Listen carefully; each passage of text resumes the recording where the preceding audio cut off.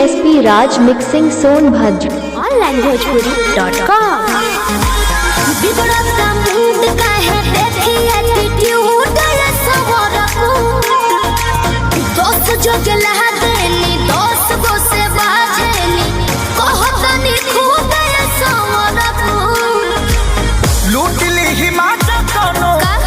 ही साजा कोनो महदी ही महिला के खा जाई दहिया के छाली। अपनी तो जैसे तैसे थोड़ी ऐसे या वैसे कट जाएगी। क्या होगा जाना बे आली, आपका क्या होगा होगा।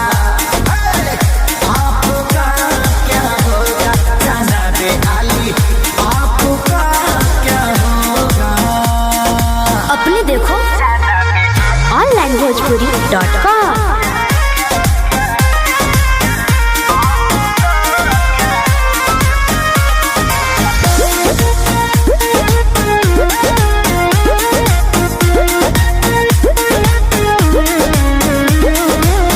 कमरेला चकाव तारू पतारी देखही में लागे लुची हतारी।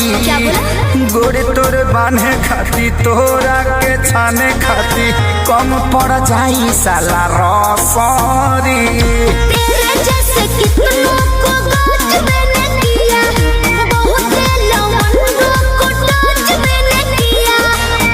आफत गोवे के परी सब कुछ खोए के परी, रातों दिन हर के तोरो रोए के परी खाली।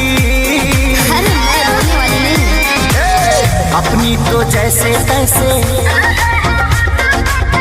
थोड़ी ऐसे या वैसे कट जाएगी।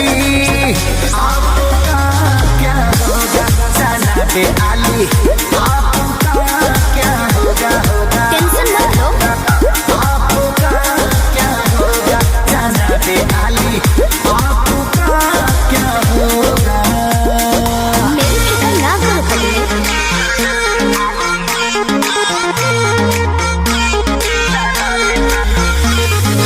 onlinebhojpuri.com।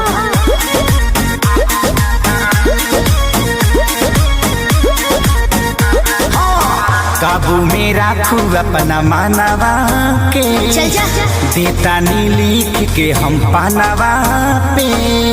जीज मत ठानल कर बात तनी मानल कर, खेसारी विजय चौहानवा के।